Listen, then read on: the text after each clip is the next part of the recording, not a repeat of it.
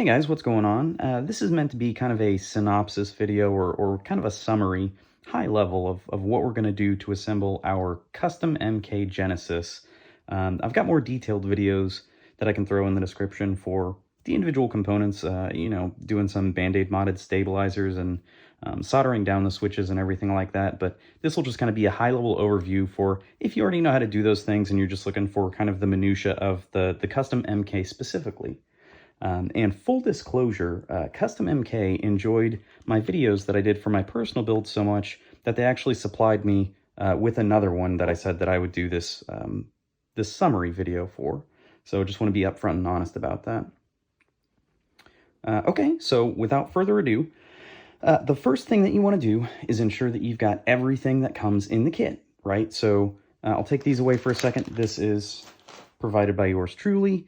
What we're looking for in the kit are the instructions, the top plate, both variants here. We have the macro pad as well as the Numpad, the 4mm acrylic plate, the 8mm acrylic plate, the bottom plate, the PCB, of course, the hardware, 2 large rubber feet, 2 smaller rubber feet, 1 rotary encoder, and 1 rotary encoder knob. Nice to have some lens cleaning cloths. And so once we've determined that we've got all of that ready to go, you will bring your own switches. Here I have some Kale Pro purples from Novel Keys. Big shout out there. Love those guys. And I have some boring cherry PCB mount stabilizers from KBD Fans. Okay, so first and foremost, I like to lay it out, kind of just look at how everything's going. There is an order of operations that has to be followed here. And so I like to make sure that things are laid out just the way I'd like them to be. So here's our PCB. This is the bottom. Still so gorgeous. I love it every time. Okay. And the first decision is, do you want to go with a macro pad or a Numpad? So for this video, I'm going to go ahead and go with the macro pad because I've already built the Numpad for my personal build here. But for if you are doing the Numpad here, the biggest difference will be you will require stabilizers. So should you want stabilizers, they'll be in the 0 position here, the enter position here, and the plus position here. You'll notice that there is a larger hole and a smaller hole. On the actual stabilizer here, you can see that there's a kind of a latch or a hook over here, and then this forked portion here. The larger latch with the wire will go in the larger hole. You'll kind of throw it in there like so, and then just push it down, and it should snap right in. I guess we'll go ahead and do it for the sake of demonstration here. Okay, pretty firm. I didn't do this side, I just did the one here.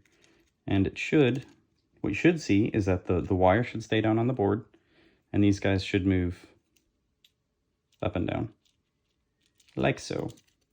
And you'll continue to do that for the plus, enter, and 0, just to kind of reiterate where all of the wire placements should be. It should look something like that. So you've got the wire on the left-hand side for plus and enter, and the wire on the top for the 0. But I'm going to go ahead and remove these because, like I said, I am doing the macro pad. I'm going to need a tool for this one. Perfect. Shout out to Rama. These guys are awesome too. Okay, so I'm going to go ahead and set this aside for now, and we can talk more about that a little bit later. So for now, I'm going to move forward with my macro pad build. And so if we consult our assembly diagram here, it should be the switch plate, present, the 4mm acrylic plate, present, and then the main PCB, just like that. Okay. Now, you could just start throwing switches in there and populating it thusly, but the handy-dandy rotary encoder that this comes with doesn't fit into the, or through the switch plate. So if you want to use the rotary encoder, which I highly recommend, it's a bunch of fun. You can do, I like it for volume, up and down, and then a mute button. You could do page up, page down. You could do whatever you'd like, whatever tickles your fancy. QMK is pretty flexible there. But you can put it in either the top left or top right position. I'm going to go for the top right here. And then you'll want to place your 4mm plate above that. And you'll notice there is a notch here that corresponds to these 6 pins for reprogramming there. So we can just make sure that you're aligned there. You can see, not so much. Not quite. Very good. Okay, so we should be good to go there. And then the plate, you'll notice there's no enig trace here. There is on this side. So all we want to do is make sure that that's facing up, nice and pretty on the exterior there. And then there's one more keying feature, this little copper feature that I love so much, the subtle branding. That's going to go on your bottom right, kind of just right side up, right? And then you can go ahead and start populating.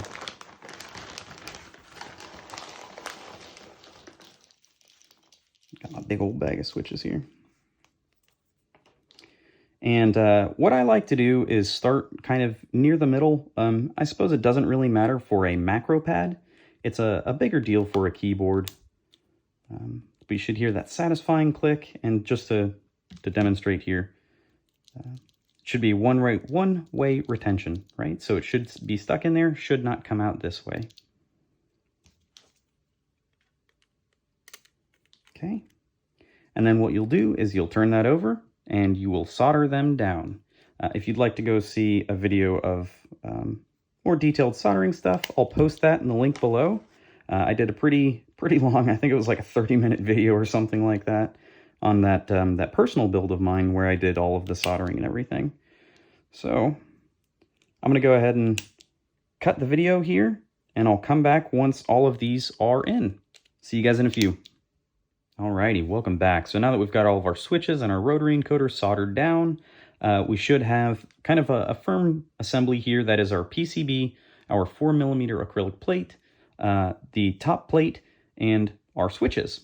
If we had the Numpad variant, you would also have your stabilizers installed at this point. Okay, so now, taking the installation further, we can consult our lovely assembly diagram here. And beneath the main PCB, we have our 8mm acrylic with standoffs, our base PCB, and then our rubber feet. So let's get cracking on that 8mm acrylic and base plate here. So the diffuser here also has a key. You'll notice that this guy is for the USB, and that this notch is for the 6 pins here for the programming port. Again, you know, you can watch your orientation, but this one's a little bit simpler than last time. So we're going to throw that on there. And then the bottom plate, again, has this logo here. And so that's going to be on the bottom side. The other way to determine is the countersinks here. So you can see that our 4 mounting posts are going to be countersunk on one side, but not on the other. And so this will be the sort of top side, which is ironically going to be on the bottom as during our assembly. And then the countersunk side is our true bottom, which will be facing out toward us right now. So it'll be something like that. Now, these standoffs in the corners can be a little wonky, so I like to just do one of them at a time.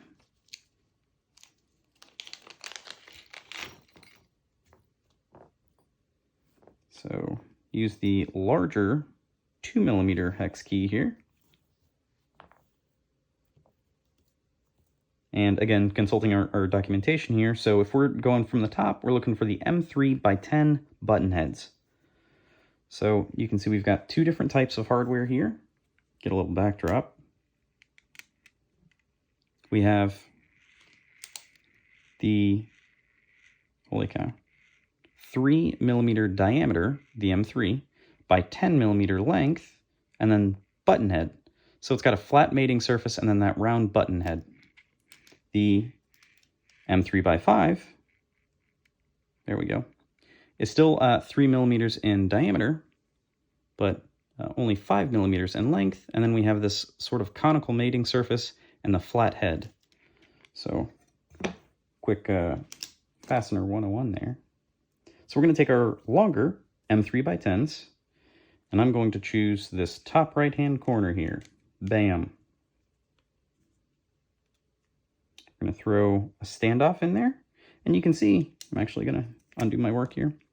You can see these corners, maybe, trying to get it to focus here. There we go.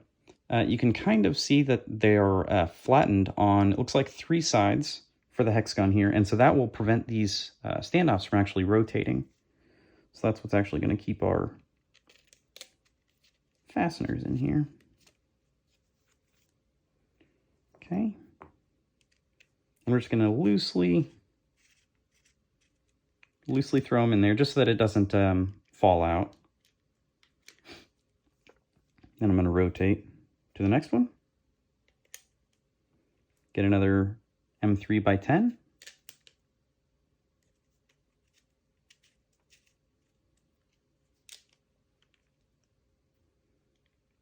And the reason we're actually using this 8mm plate in here, it looks like it might just be getting in the way because it keeps wanting to slide off. But there's a slight keying to these hex standoffs because of those 3 flat sides there. And so it is important that we use it, even though it kind of just slides off willy-nilly, right? We're on to our last one.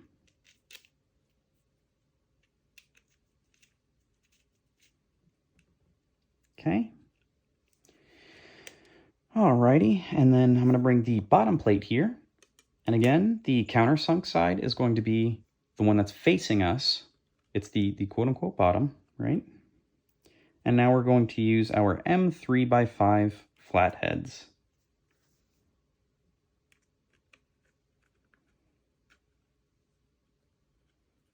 Now, because of these countersinks, these screws are tend to be self-centering, and so I will start by tightening the bottom side first. First, I'll install all 4, and then I will start tightening these bottom guys.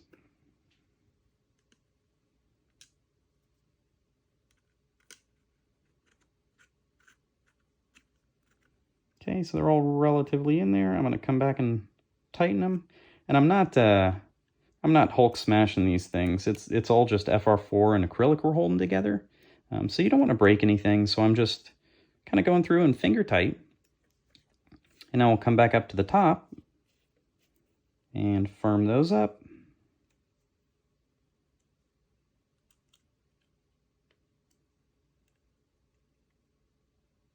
Okay, and there we go. Looking good.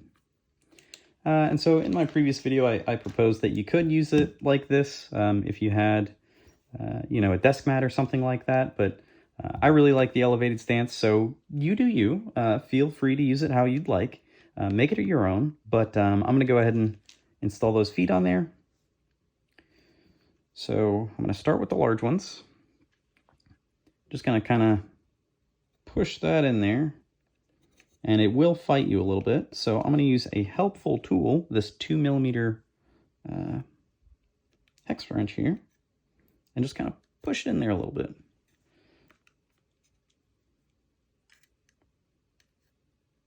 Just like that.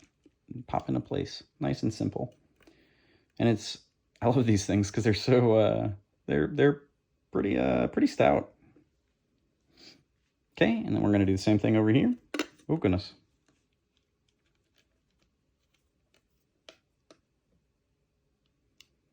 Okay, and just kind of poke it in there a little bit. There we go. Helping it out just a smidge. Okay, pops right in. Okay, and then we're going to do these smaller ones These are a little bit tougher, but it's the same process. You're just going to stick it in there and then try and help it in with a little Allen.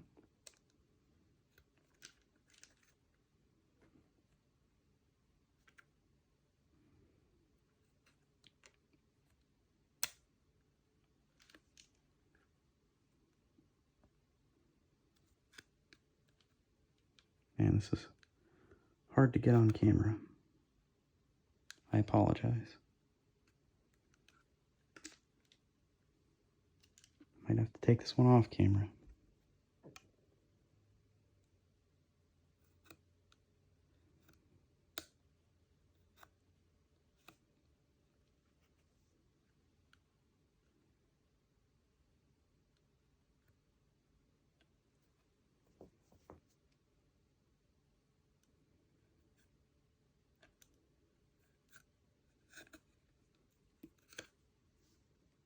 Oh, I had it.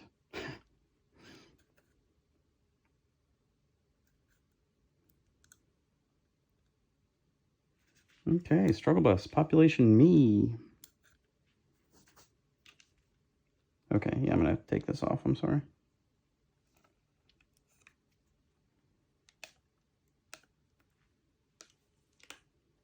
See, all it takes is a good little set of eyes. Very hard to do behind a camera, not that hard to do if you're looking at it. So we'll try this one more time. Maybe this time I can get it on the camera. I also switched to the smaller hex key for the rotary encoder knob, so that helps out.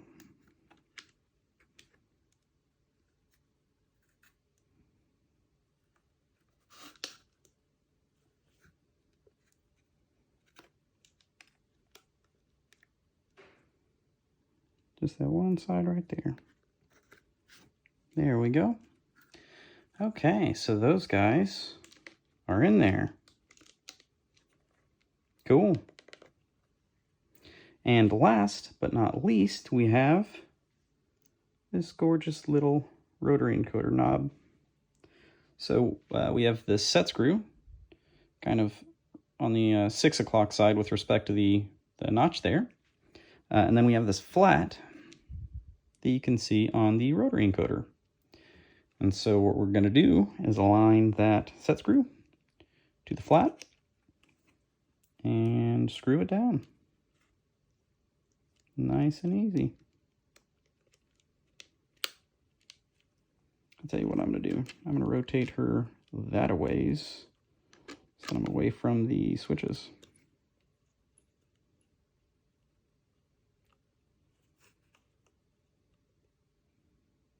Okay, that should be good to go. Okay, and there you have it. Now this comes from the factory programmed as a Numpad, so I will have to reprogram this via QMK or VIA. I just recently got the VIA files. I haven't installed them yet. I need to do that, but I will upload a video that shows how to do that as well. So I'll reprogram that. Until then, I'm going to go ahead and grab some keycaps to match this up with my hyperfuse, and that will really bring home the dress it up, dress it down configuration. I'm really looking forward to that, but I'm going to take a step back and say, well, what happens here? I have two customMK Genesises, but this one I've done a number pad, this one I've done a macro pad. Whatever will I do with those spare plates? Well, after I did my first video, I spoke with the guys at customMK, and they gave me this brilliant idea. Well, why would you not use your spare plates as a free switch tester? How simple is that? And you've already got the one spare standoff. You know, if you've got, take a trip to a hardware store or something, grab some hardware, you can throw it on your desk as a stand, or you could just have it lay on the switch legs, do whatever tickles your pickle. But I thought that was fun. And it's a very nice, it's an elegant switch tester, you know, looks really clean. So I thought that was fun, but I'm gonna go ahead and mount these keycaps, and then maybe I'll upload it as a thumbnail or something. We'll see. It'll be fun. All right, thanks guys. Take care now.